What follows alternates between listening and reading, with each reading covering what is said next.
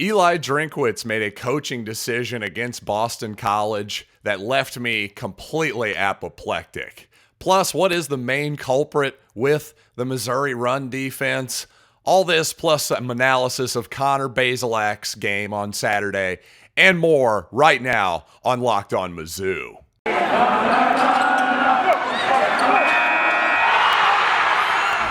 You are Locked On Mizzou, your daily podcast on the Missouri Tigers, part of the Locked On Podcast Network, your team every day.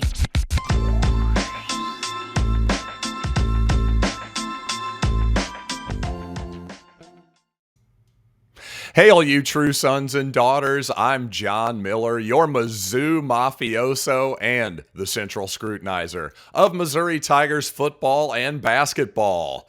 And indeed, that was an exciting football game to attend, no doubt about it. My father and I had a great time in Boston. Unfortunately, the ending of that football game could have been a lot more satisfying, am I right? But you know what? Thanks once again for making me your first listen of the day. And I have a piece of advice for you. If you happen to be a St. Louis Blues fan, make Locked On Blues your second listen of your podcast day. But I tell you what, I want to start off this program actually with a decision that Eli Drinkwitz made at the end of the first half, because to me, there's no real explanation or excuse for this. Now, I've seen a lot of people questioning Eli's use of his timeouts at the end of regulation, where Boston College was driving the football, continuing to own the line of scrimmage and run the football down Missouri's throat. Well, a lot of people thought Eli should have burned his timeouts a little bit earlier in that situation. I tell you, there's an argument there to be made. You can say he could have taken a little earlier. You could say maybe he did it at the right time because, well, guess what? Missouri executed very well. They still had one timeout left. Ended up getting a 56-yard field goal, obviously. What an unbelievable kick by Harrison Mevis. How good is he? Is he going to miss a kick at some point? I assume he will, but at this point, I'm expecting anything from 56 on in to be good at this point. But that gets me back to Eli's decision at the end of the first half. You see, Missouri actually forced a 4th and 17 after a sack with 52 seconds left. That was when the Boston College quarterback was on the ground. 52 seconds. Missouri still had one timeout remaining and yet chose not to call it. Now, to me, what is the argument here for letting the clock run? That's my problem. Obviously, my argument is simple. Okay, call timeout. They're going to kick a 49-yard field goal here in all likelihood. And then you give your offense approximately maybe 50 seconds to go down and get a field goal or possibly a touchdown of your own. But instead, the clock winds all the way down to 10 seconds. Boston College makes the field goal, and Missouri has literally quite literally no time left to do anything with the football. So they take a knee and they go into halftime. That's just coaching malpractice to me. There is no argument there. Again, it's 4th and 17 in this situation. It'd be one thing if it were 4th down and 1. I would understand it there because guess what? If it's 4th and 2, 4th and 3 even, I'd understand it because the way Boston College has ran the football on your defense, yeah, you can't have any faith in them stopping there in that situation. So you would potentially be helping Boston College out with that timeout.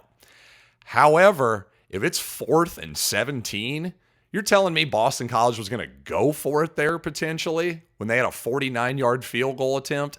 I just find that utterly ridiculous. That was never going to happen. And guess what? If they were going to bring their offense out on 4th and 17, even as little faith as I have in the Missouri defense right now, I'd have dared them to do that. Please, try that 4th and 17. We'll take the football when you turn it over on downs, more than likely. So, again, Drinkwitz, there's just no excuse there. You've got to be better using your timeouts. We can argue about the end of regulation, but the end of the first half, there is no argument. He was just wrong. Now, to be fair to Eli, after I just spent the first few minutes of this podcast kind of ripping him a new one. The guy is an absolutely amazing offensive play designer, especially in the red zone. Well, Missouri had its problems last season in the red zone. Well, so far, they score virtually every single time they get in there. And I mean by score, I mean they get a touchdown. We all know Harrison Mevis doesn't miss field goals, but fortunately, they haven't needed him very much in the red zone. The execution by Missouri in the red area this year has been excellent, and you got to give Drinkwitz a ton of credit for that.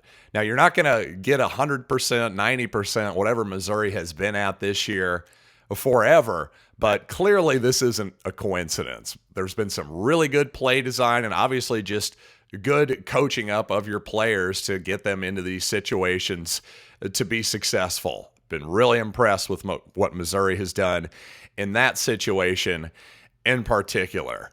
But of course, it's hard to be impressed with the Missouri defense right now, especially the run defense. So what is the biggest culprit of that porous run defense? Well, I want to get to that, but first, let me get to something else, and that's our friends at Prize Picks, who are really, this company is a better way to play daily fantasy. It's made easy, quite honestly. And if you're a college football maniac, if you like to show your knowledge in that particular sport, well, really Prize Picks is as good as you're going to get because they have all types of props on the star players of the Power Five, but of course, a bunch of mid-major players that also might pop or not. Yeah, you can go under too. I know. Doesn't feel good to bet against college kids, right? But that's psychology. You might want to think about that. Generally speaking, unders are more successful than overs. Just think about sort of the betting bias there. But hey, that's just my advice. Again, don't hesitate. Check out prizepicks.com. Use the promo code LOCKEDON or go to your app store and download Prize Picks today. Now, after going back and watching the Missouri-Boston College broadcast, I definitely got a better perspective on the game. Now, we had a great time at the game, but being down in the Missouri section, the lower corner of the end zone, is certainly tough to see certain things. Number one, I couldn't really see how Missouri was doing on its defensive line. You had to assume not great, right? But when you're not getting that sort of broadcast perspective, well, you're just not getting as much of a perspective on who's winning the line of scrimmage. Now, by the results, we could definitely guess it was BC, right?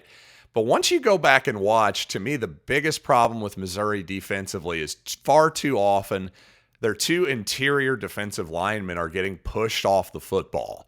That was certainly the case against Boston College. Now, don't get me wrong, a lot of times the linebackers are getting outside of their gaps. They're being overly aggressive at times. Sometimes the defensive backs are taking bad angles.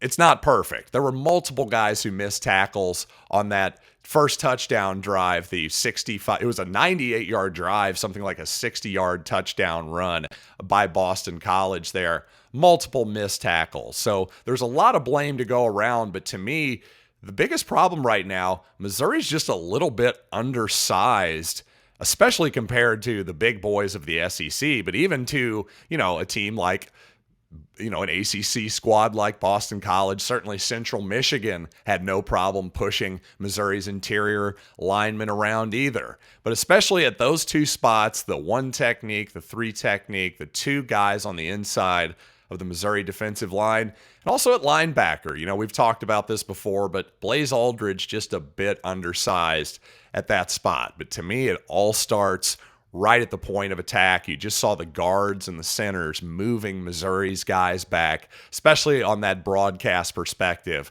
just over and over and over again. I don't know what scheme you do to stop that. I know Steve Wilkes certainly made some adjustments in the fourth quarter. I mean, Missouri was playing 8 guys on the line of scrimmage at times. And you saw, it definitely slowed down the running game to some extent in the fourth quarter. But late in the game, you also saw Ennis Rakestraw kind of get beat off the line by Zay Jones a little bit for a touchdown in the red area. And, I'm sorry, you just can't expect your defensive backs to play one-on-one with zero help the entire quarter. Eventually, somebody's going to get open, especially a guy who is as talented as Zay Flowers. Now, let's talk about the quarterback a little bit. I have to say I'm a little bit surprised at how negative some Missouri fans are on Connor Bazelak right now. Is Connor perfect? Of course not. But the irony is while certainly the Alex Smith comparisons have been thrown about, a lot of people perceive that Connor Bazelak is a check down Charlie, not exactly somebody who wants to throw the ball deep. Well, ironically, his two worst decisions of the football game were deep passes. So perhaps Connor's just playing within himself when he's taking those check downs, when he's moving the chains. See, that's the thing. Explosive plays are great, but quite honestly, if you're going to say, if I have to pick between an efficient offense or an explosive offense, if I can only have one of the two, well, I'm going to pick an efficient one every single time. Now, obviously, the final pass, let's focus on that. Let's lead with that one. The final pass Bazelak threw, the final snap of the ball game. Obviously, Missouri's first snap, offensively in overtime, Bazelak throws an interception. Well, my whole thing is I just think that was a misread by Bazelak because while Kiki Chisholm, by the way, played a hell of a ball game and an absolutely great must-have catch on the final drive in regulation, by the way, Chisholm played a really nice ball game. But so I understand the decision to maybe get him isolated on the right side and take a chance. I get that. But if it's not there, it's not there. And if you look at the snap of the ball, the defensive back for Boston College was at least 8 yards off the line of scrimmage. So he's in some type of zone. He's in some type of off coverage, basically.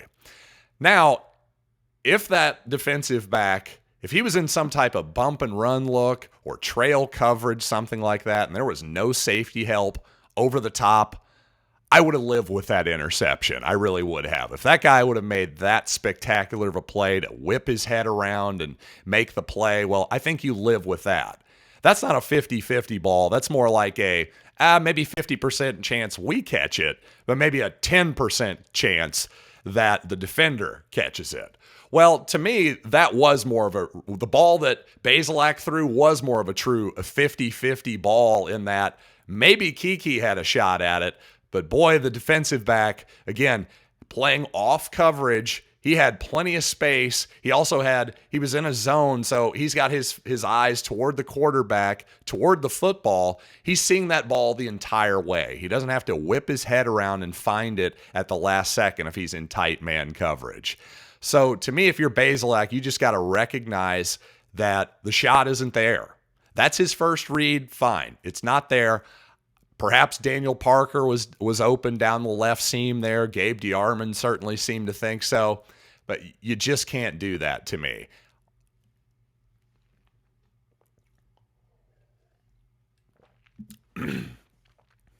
And you know what? Connor did have another decision on a deep ball that was certainly suspect as well.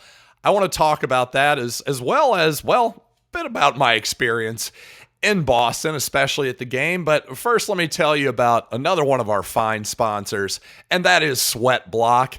And believe it or not, I could have used some SweatBlock at the BC game. It got pretty darn hot. It was supposed to be 70 and overcast. That's what my fancy iPhone app was telling me. But no, I and many of my cohorts were definitely sweating in that football game. Well, if you don't want to sweat, get SweatBlock, the doctor-created, doctor-recommended wipes that work for up to 7 days per use. Their dry shirt guarantee. If SweatBlock can't keep you dry, well, guess what? You, my friend, will get your money back.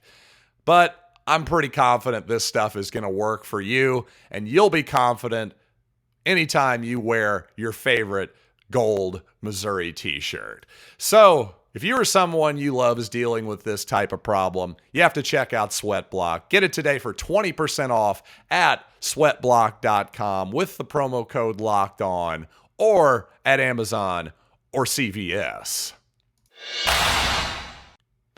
And by my friends at Built Bar, who this week have a limited time flavor, the cookie dough chunk. So go to BuiltBar.com to check that out and their other occasional limited time flavors. But you know what? If you're an original, don't worry. Whether it's cherry, coconut, mint brownie, Built Bar has you covered. There's truly something for everyone. But regardless of what suits your fancy the most, these bars are high in protein, low cal, low sugar, low carb, all tasty, all healthy. So go to BuiltBar.com, use the promo code LOCKED15, and you'll get 15% off your first order. Once again, promo code LOCKED15 for 15% off at BuiltBar.com.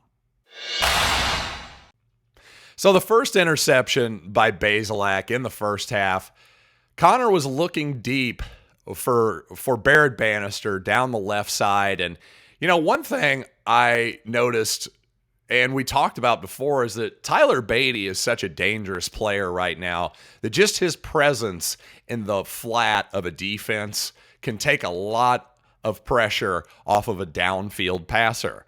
In other words, that holds a defender because Tyler Beatty is so dangerous that has to hold a flat defender there. Well, in this case, the flat defender eventually just abandoned his responsibilities because it didn't really look like Beatty was very much in the play there. So he drops off of him. But really the problem was, I think, actually that Bazelak got lured a bit into a false sense of security because Boston College wasn't rushing a lot of people particularly, and Missouri was doing a very good job in pass protection, despite the fact that one of their best offensive linemen, Case Cook, missed the game, obviously.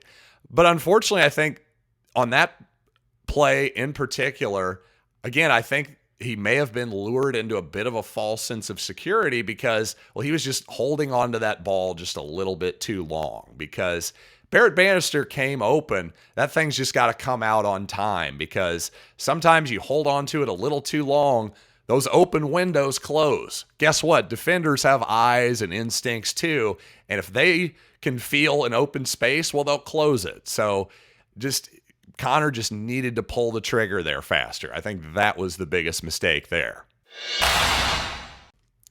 And finally, you know, as devastating and annoying as it got to watch Gabbo,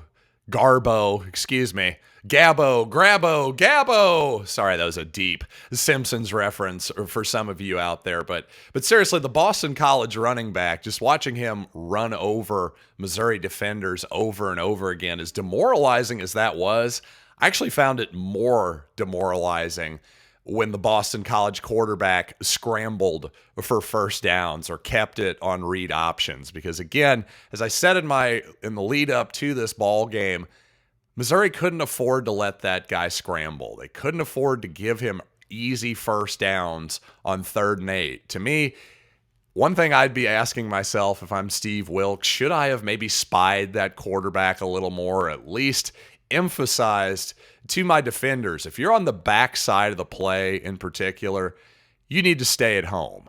But you know what? When you run a one-gap, quote-unquote, type defense that emphasizes your defensive linemen shooting up the field, well, you can make some big plays with that. You can get some sacks with that type of technique, but you can also let the quarterback get outside of the pocket too, and you're also vulnerable to misdirection, that kind of thing. But to me, for as much as we could criticize Steve Wilks, and he certainly, I'm sure there's a lot of things he would like to do differently after 4 weeks. To me, Missouri just on the defensive side of the ball just has much more of a talent deficit than they do any type of scheme deficit or anything like that, because I've seen Missouri change a lot of things up. They've put more guys in the box. They've brought pressure at times from different spots on the field. I'm not really sure what else they can do other than perhaps, honestly, maybe just simplify things and just sit in a base defense and just make sure we don't make the huge mistakes that we've been making. Like on that 98-yard drive, Boston College's first touchdown, super long run, just multiple mistakes by Missouri on that particular play. So maybe it is time to simplify.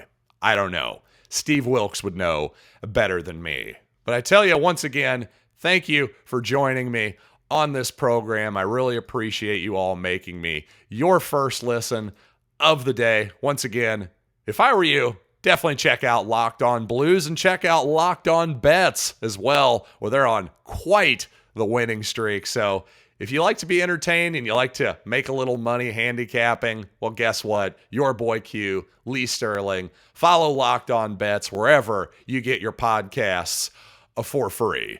So until next time, I am John Miller, and this has been Locked on Mizzou.